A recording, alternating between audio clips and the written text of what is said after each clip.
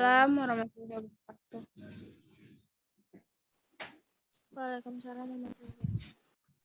Oke, salam sejahtera buat kita semua. Selamat pagi. Semoga pagi hari ini menyenangkan bagi kita semua ya.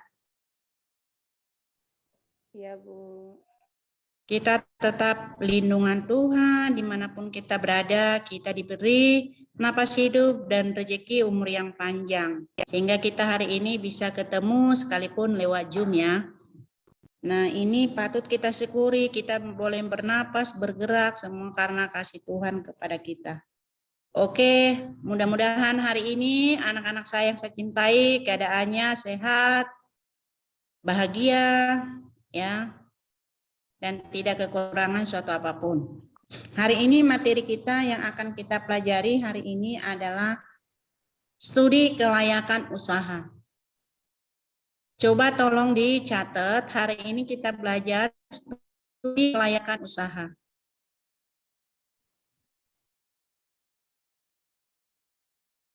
Nah, sebelum kita memulai usaha, kita terlebih dahulu membedakan yang namanya studi kelayakan usaha.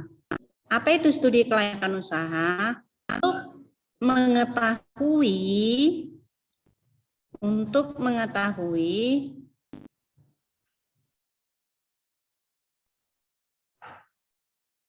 apakah usaha yang akan kita jalankan itu layak atau tidak layak. Nah, harus diuji dulu layak atau tidak layak. Ya, supaya nanti dapat berjalan dengan baik. Sebentar ya, kenapa ini suaranya?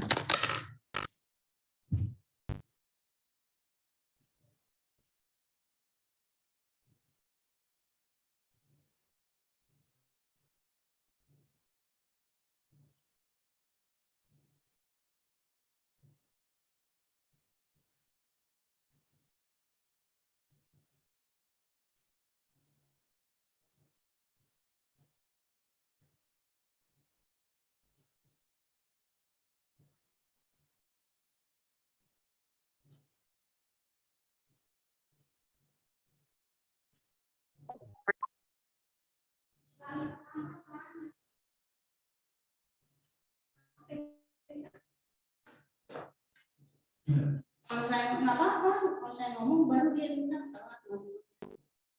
Coba.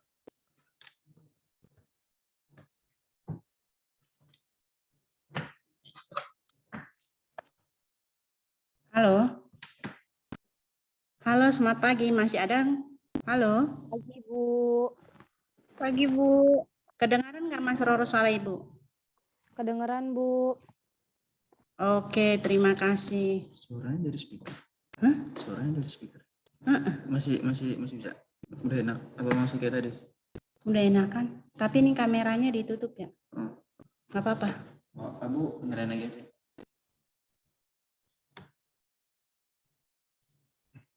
Oke, terima kasih Pak Ilham. Oke, dicatat ya. Hari ini kita belajar tentang studi kelayakan usaha ya. Untuk apa studi kelayakan usaha itu? Saat kita memulai usaha, kita akan menilai apakah usaha yang akan kita jalankan itu layak atau tidak layak ya. Karena apa? Banyak usaha yang sama nanti. Sehingga kita sebelum kita memulai, kita nilai dulu layak atau tidak layak. Nah, layaknya di mana? Kira-kira apa yang bisa kita kuasai dari usaha itu? Daya kemampuan kita, daya tampungnya, kesempatan usaha itu di pasar seperti apa? Itulah yang dimaksud dengan studi kelayakan usaha.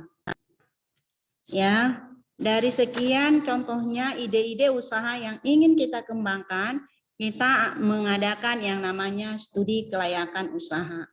Untuk menilai seberapa besar layaknya usaha itu untuk dijalankan nanti di lapangan. Sehingga kedepannya nanti tidak terjadi sesuatu hal yang tidak kita inginkan. Seperti contohnya usaha itu nanti mandek atau kita mengalami kerugian. Sehingga baru contohnya satu tahun usaha itu berjalan kita sudah bangkrut atau tutup, ya. Makanya sebelum kamu nanti membuka usaha, adakan dulu studi kelayakan usaha. Dengan apa? Dengan mengumpulkan berbagai informasi tentang usaha yang akan kita jalankan. Seberapa banyak nanti informasi yang kita kumpulkan, bagaimana cara menjalankan usaha tersebut, bagaimana kesempatannya di pasar, bagaimana contohnya tingkat konsumennya, apakah dia masih memiliki peluang konsumen yang tinggi terhadap usaha yang akan kita buka. Kalau contohnya peminat konsumennya masih banyak, masih tinggi, nah berarti masih ada peluang usaha tersebut, berarti usaha itu layak untuk dijalankan. Tapi contohnya kalau peminatnya konsumennya hanya 20%, berarti usaha itu tidak layak untuk dijalankan. Oke. Ibu ulang kembali ya, bagaimana cara kita untuk tahu layak atau tidak layak tadi? Yaitu dengan mengumpulkan berbagai macam informasi. Informasi itu dari masyarakat sekitar, dari konsumen, ya, atau dari pemilik usaha-usaha yang sama sejenis. Nah, itu yang pertama. Yang kedua yang kita lakukan adalah kesesuaian operasinya. Yang kedua yang kita lakukan adalah kesesuaian operasinya. Apabila operasi dari produk yang akan kita kembangkan itu berbeda dengan produk yang sudah ada, itu akan berdampak pada aspek lain. Misalnya, itu kita akan mengubah yang namanya alat dan peralatan atau mesin yang akan kita gunakan, ya. Jadi perlu diperhatikan kesesuaian operasinya untuk menyesuaikan peralatan dan mesin-mesin yang akan digunakan, ya. Contohnya kalau kita mau membuat makanan ringan, nah itu berbeda peralatan dan mesin yang akan digunakan dengan kita membuat contohnya untuk menu makanan. Makanan contohnya seperti ada di sana mie goreng, ya, ada namanya di sana sambal balado atau dan lain-lain. Itu berbeda peralatan dan mesin yang digunakan. Begitu juga dengan memproduksi yang lain. Jadi harus disesuaikan mesin dan peralatan yang digunakan. Sehingga adalah yang dimaksud dengan kesesuaian operasinya. Operasi itu adalah produksinya. Dalam setiap kita memproduksi suatu produk, kita harus memperhatikan peralatan mesin yang akan kita gunakan. Ya, contohnya kita mau memproduksi donat, carilah cetakan untuk donat, ya. Contohnya kita mau bikin keripik pisang, cari contohnya pemotong pisang yang bagus gitu. Sesuaikan. Itu maksudnya ya, kesesuaian operasi. Bisa dipahami nggak di sini? Nah, kesesuaian operasi ini juga akan disesuaikan dengan kemampuan finansialnya. Apa itu finansial? Finansial itu adalah kemampuan keuangannya gitu loh. Sehingga dapat dihitung berapa contohnya biaya operasi yang diperlukan, berapa beli peralatan mesinnya dan bahan-bahan yang akan digunakan. Nah, seberapa besar dana yang dibutuhkan sehingga kita tahu tingkat kemampuan finansial kita. Ya, jadi kalau contohnya dana yang kita punya tidak sesuai dengan atau kurang dengan yang kita anggarkan dengan produk yang akan kita buat, berarti kamu itu harus dua pilihan, apakah melakukan pinjaman atau Anda mengubah produk yang lain gitu loh. Sehingga Anda tidak memproduksi produk ini tetapi pindah ke produk lain yang sesuai dengan kemampuan finansial atau jumlah modal yang kalian punya. Seperti itu ya. Oke, kita lanjutkan yang ketiga yaitu potensi pasar. Potensi pasar itu adalah termasuk kesempatan atau peluang dalam pasar. Ini harus kita mengetahui sebelum kita memproduksi seberapa besar kesempatan produk itu untuk boleh diterima di pasar. Nanti apabila kita memproduksi produk itu, kalau tidak ada peluang pasarnya, produk itu nanti tidak laku, akhirnya menumpuk di gudang. Akhirnya kita mengalami kerugian terus-menerus. Nah, sehingga sebelum diproduksi, yang pertama tadi adakan studi kelayakan usaha. Yang kedua, adakan yang namanya kesesuaian operasinya. Tingkat finansialnya, mampu apa tidak kita, atau jumlah modal yang kita gunakan, mesin dan peralatannya tersedia enggak, mendukung enggak, gitu. Nah, yang ketiga, yang terakhir adalah potensi pasarnya. Seberapa besar potensi pasar yang masih ada untuk kita ambil dalam memproduk barang tersebut. Contohnya, kalau masih ada 35% potensi pasarnya, kira-kira kita berani enggak untuk ambil potensi tersebut, memproduksi barang tersebut. Nah, itu ya. Nah, tergantung kamu, bagaimana kamu mengambil suatu keputusan. Oke, kita lanjutkan. Potensi pasar itu ada beberapa hal yang harus diperhatikan, yaitu potensi pasar antara lain beberapa faktor yang harus diperhatikan. Di sana persaingannya. Berapa banyak pesaing produk yang sejenis dengan produk yang akan kamu buat ya. Di jumlah pesaingnya. Contohnya, kalau semakin besar pesaingnya, kesempatan untuk kamu tidak ada sedikit. Apalagi kita contohnya pemula yang memulai usaha, baru memulai gitu. Apakah Anda berani dengan begitu pesaingnya Anda akan memproduksi barang yang sama? Nah, itu perlu dipertimbangkan. Itu yang dimaksud tadi potensi pasar. Yang kedua, apalagi faktor yang diperhatikan. Yang kedua itu adalah bagaimana ketersediaan atau persediaan bahan baku yang akan kita gunakan. Tersedia atau tidak, mencukupi atau tidak. Ini juga merupakan hal yang penting untuk diperhatikan ya, karena kita memproduksi nanti akan secara terus-menerus. Tidak cukup sebulan, jadi harus dipertimbangkan juga bahan baku atau bahan penolong yang akan kita gunakan, tersedia atau tidak gitu loh. Sehingga nanti pada proses produksinya tidak ada contohnya hambatannya mengenai bahan bakunya. Oke, kita lanjutkan. Faktor yang diperhatikan lagi adalah kualitas produksi yang diinginkan. Nah, kualitas produksi yang diinginkan maksudnya yang diinginkan konsumen itu kualitas produksi seperti apa gitu loh. Nah, antara keinginan kita dengan keinginan konsumen itu selalu bertolak belakang ya. Konsumen itu selalu menginginkan contohnya kualitas barangnya bagus, harganya murah. Tetapi kalau pihak produsen atau yang memproduksi itu biasanya selalu menginginkan ada kualitas barangnya, ada harganya, ya.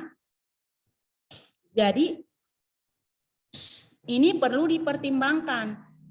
Kualitas produksi yang diinginkan oleh konsumen kita harus sesuaikan. Baik itu contohnya kualitasnya, tingkat harganya, kemampuan konsumen dalam mengkonsumsi barang tersebut. Oke, kita lanjutkan lagi. Faktor yang diperhatikan dalam potensi pasar itu ada namanya risiko teknik. Apa sih yang dimaksudkan dengan risiko? Apa risiko teknis? Yaitu mesin atau peralatan yang baru atau tenaga ahli yang baru. Contohnya, kalau kita membuat suatu produk dibutuhkan peralatan atau mesin yang canggih supaya mempermudah atau mempercepat pekerjaan kita. Kalau ada contohnya mesin atau peralatan yang baru yang canggih, berarti kita butuhkan tenaga ahli yang menguasai peralatan dan mesin tersebut. Nah, ini dua hal yang harus dipertimbangkan atau yang dipikirkan. Ada mesinnya, kalau nggak ada tenaga ahlinya percuma. Ada tenaga ahlinya, kalau mesinnya tidak mendukung percuma juga. Jadi antara mesin dan peralatan yang dimiliki dengan tenaga ahli haruslah bersamaan ya. Karena tenaga ahli lah yang mengetahui dalam penggunaan mesin tersebut. Kita lanjutkan. Faktor yang lain yang perlu adalah berapa jumlah penjualan yang diinginkan atau yang kalian harapkan. Itu harus perlu dihitung. Jumlah penjualan yang kamu inginkan berapa? Kalau jumlah contohnya penjualannya tinggi, berarti omset perusahaan semakin tinggi. Berarti Anda bisa apa? Bisa membiayai perusahaan, contohnya membayar gaji karyawan, biaya gaji overhead pabrik, beli bahan bakunya, bayar ini dan bayar itu. Jadi harus ditargetkan berapa kira-kira jumlah penjualan yang Anda harapkan setiap bulannya, ya. Karena apa? Jumlah penjualan itu akan menentukan nanti kepada tingkat keuntungan atau uang yang Anda butuhkan. Kalau tidak ada penjualan berarti uang masuk tidak ada. Sehingga penjualan perlu ditingkatkan. Bagaimana cara meningkatkan? Bagaimana cara meningkatkan penjualannya? Nah, ini tergantung kepada kamu bagaimana mengelola perusahaannya. Contohnya bagaimana pemasarannya, bagaimana kamu contohnya pemakaian iklannya, iklan mana yang sesuai sehingga bisa mendorong tingkat penjualannya semakin tinggi. Oke, kita lanjutkan. Yang terakhir adalah yang terakhir dalam potensi pasar yang perlu diperhatikan adalah strategi perusahaan. Strategi perusahaan, duduk dulu ya. Strategi perusahaan itu adalah bagaimana strategi yang Anda siapkan dalam pengembangan produk dan dalam memproduksi dan mempromosikan dan bentuk barang yang Anda inginkan seperti apa. Itu yang dimaksud dengan strategi perusahaan, ya. Faktor yang terakhir adalah strategi perusahaan. Strategi perusahaan itu tadi bagaimana nanti promosi yang Anda gunakan, bagaimana nanti tingkat pengembangan produknya. Karena apa? Setiap tahunnya produk itu harus dikembangkan, disesuaikan dengan selera konsumennya, ya. Jadi produk yang kita produksi itu tidak ketinggalan zaman, disesuaikan. Oh iya, sekarang ini trennya seperti ini. Oh iya, seperti ini, gayanya seperti ini. Nah, sesuaikanlah. Nah, ini ada biaya pengembangan, ada biaya promosi. Apalagi kita ada biaya yang namanya membuat bentuk produk itu yang disukai oleh konsumen, ya. Jadi contohnya kalau kita membeli suatu produk, kita akan mencari ciri khas dari produk tersebut atau kita akan mencari kelebihan daripada produk. Oh ya, kenapa ini saya beli? Kayaknya lucu. Ini unik loh dari produk yang lain. Nah, ini semua adalah termasuk kepada strategi perusahaan dalam mengembangkan bentuk daripada produk, dalam mempromosikannya, dalam mengembangkannya, sehingga tahun demi tahun produk itu dapat disesuaikan dengan selera konsumen. Ya, oke. Kira-kira di sini bisa dipahami enggak, Febri Utami? Kenapa semuanya tutup kamera nih? Halo? Halo? Selamat pagi, Febri Utami. Salma punya. Jangan ditutup kameranya dong. Ya, Bu, pagi. Ya. Mari kita belajar menghargai orang lain, ya. Supaya kita juga dihargai orang lain. Ya. Peribahasa mengatakan, kalau kamu ingin diperlakukan orang lain baik, perlakukanlah orang lain dengan baik, ya. Kalau kamu ingin dihargai orang lain, hargai dulu orang lain, gitu loh. Oke, hari ini kita belajar. Pelajaran hari ini adalah pelajaran yang sangat penting buat kamu. Ya, karena nanti semua orang akan terjun yang namanya kewirausahaan. Kalau kamu tidak bisa menjadi pengusaha, minimal kamu memiliki bisnis yang kecil-kecil untuk membantu perekonomian kamu. Karena kalau kamu nanti bekerja, gaji tidak cukup untuk biaya hidup kamu. Bagaimana untuk menopang atau menambah biaya-biaya yang lain? Kalian akan memiliki bisnis. Contohnya bikin usaha kecil-kecilan di tempat kerja. Tawarkan, bawa. Contohnya kamu nanti kerja. Oh iya, saya bikin contohnya catering loh. Saya bisa. Contohnya saya bisa bikin kue ulang tahun. Saya bikin contoh contohnya kalau ada yang hajatan, tawarkan. Nah, itu menambah nanti penghasilan kamu apabila kamu sudah kerja. Atau contohnya nih yang perempuan, apabila nanti kamu menikah punya anak tidak diperbolehkan bekerja ya karena tidak ada mengurus anaknya. Bisa usaha dari rumah, apalagi sekarang sistem semuanya serba online. Kamu sambil mengurus nanti rumah tangga, kamu bisa bekerja dari rumah. Banyak contohnya wanita-wanita atau perempuan yang sudah sukses atau ibu rumah tangga sukses dua-duanya, contohnya mengurus anak dan bisnis dari rumah ya. Sekarang orang-orang serba online contohnya ya, lebih menyukai belanja secara online. Nah, kamu bisa lakukan nanti karena tidak semuanya nanti kamu selamanya bekerja. Ada yang nanti menjadi ibu rumah tangga. Bagaimana kamu nanti menambah penghasilan suami kamu? Atau contohnya suami, bagaimana kamu nanti bisa menambah penghasilan? Karena biaya yang akan kamu tanggung akan lebih besar, contohnya punya istri dan anak ya. Ini makanya hari ini pelajaran kita sangat penting. Bukan hanya strategi perusahaan, tetapi bagaimana Anda dan saya bisa memiliki strategi dalam hidup untuk boleh memenangkan kehidupan yang lebih sukses ya. Bagaimana kamu bisa bertahan di tengah contohnya tantangan yang hebat sekarang. Ya, yang hebatnya di mana? Banyak usaha yang tutup, banyak orang yang menganggur. Bagaimana cara kita bisa bertahan? Ya, yaitu tadi dengan timbulkan usaha, ada kreativitas dan inovatif ya, sehingga Anda bisa bersaing dengan orang lain. Oke, sebelum Ibu akhiri, Ibu simpulkan hari ini pelajaran kita. Hari ini pelajaran kita adalah penilaian kelayakan usaha atau sering dikatakan studi kelayakan usaha. Studi kelayakan usaha digunakan untuk menilai seberapa besar layaknya usaha itu untuk dijalankan. Caranya tadi mencari informasi dapat didapatkan dari masyarakat sekitar, dari konsumen, atau dari usaha-usaha yang sejenis. Oke, yang kedua tadi yang perlu yang perlu diperhatikan adalah kesesuaian operasinya, yaitu kesesuaian operasinya antara produksinya dengan mesin dan peralatan yang digunakan harus sesuai, harus saling mendukung satu yang lainnya sehingga produksinya nanti lancar. Yang ketiga itu adalah potensi pasar. Potensi pasar itu adalah seberapa besar peluang pasar terhadap produk yang akan kita buka. Tadi faktor-faktor yang perlu diperhatikan dalam potensi pasar itu ada yang namanya persaingan. Ingat ya.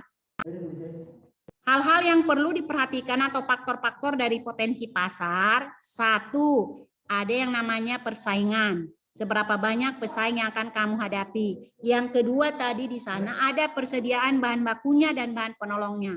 Apakah bahan baku yang akan Anda gunakan tersedia atau tidak, atau mencukupi atau tidak dalam jangka yang panjang. Yang ketiga tadi adalah ada kualitas produk yang diinginkan konsumen.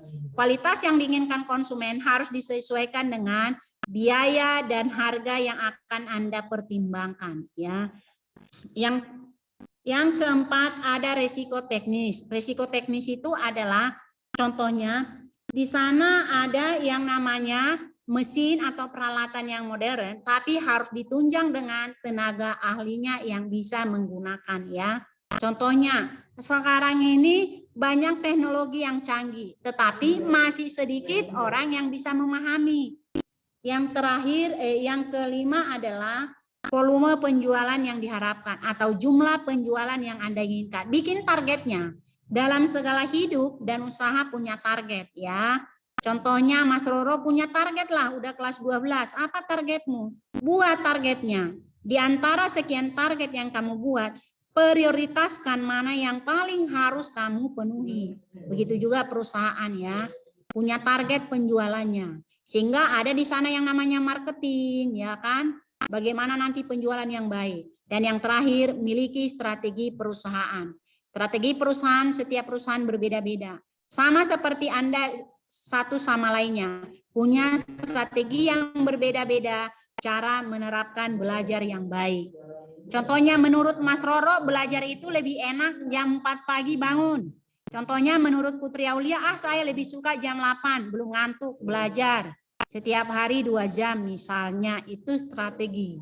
Oke, setiap perusahaan berbeda strateginya, setiap orang berbeda strateginya. Bahkan dalam suatu produk juga berbeda strateginya. Oke, sampai di sini pelajaran kita hari ini. Sebelum Ibu akhiri, kira-kira ada pertanyaan nggak? Ibu sangat suka kalau ada pertanyaan. Talita ada pertanyaan nggak?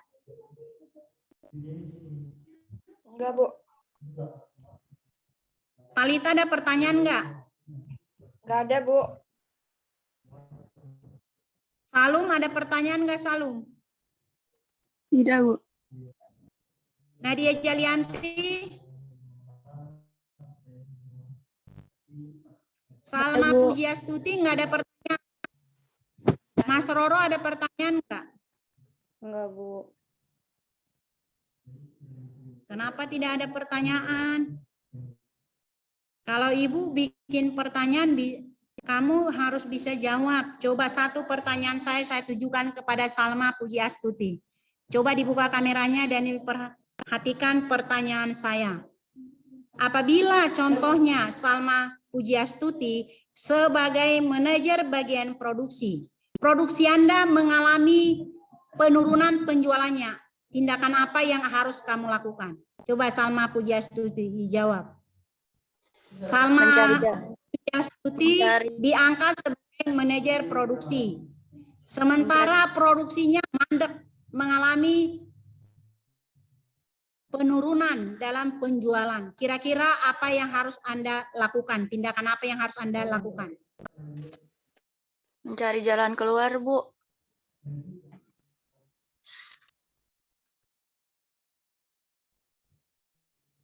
Biar usahanya usahanya. Iya, maksudnya Pujiastuti. iya, Bu.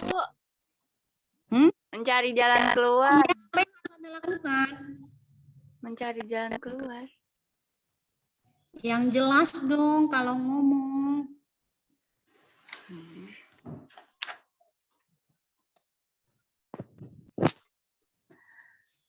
Apa Salma? Mas Roro, apa yang Anda lakukan Mas Roro? Bisa dibantu nggak?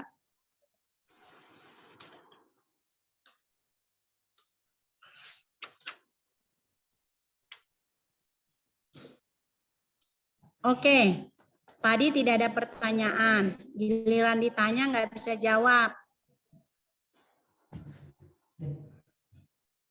Oke, Ibu tegaskan lagi untuk kelompok yang sudah kalian kirimkan, besok boleh diantar kalengnya ya. Besok boleh diantar. Ibu tunggu besok mulai dari jam 8 sampai jam 12. Ya, diantarkan nanti supaya Ibu menyesuaikan bahan-bahan yang akan dibeli. Paham nggak? Paham, Bu. Untuk tugas praktek kita, besok sudah bisa diantarkan kaleng yang Ibu suruh dibawa. Yang anterin Oke, kalau tidak ada pertanyaan. Apa? Yang anterin perwakilannya aja kan? Halo. Iyalah sayang, yang mau perwakilannya aja. Ya, perwakilannya aja ya. Ya, makasih, Oke, Bu. kalau nanti semuanya sudah bahan-bahannya itu contohnya kalengnya sudah kamu hari Rabu kita bisa praktek sesuai dengan bahan yang sudah kalian antarkan. Oke, dibuka dulu kameranya, kita mau foto.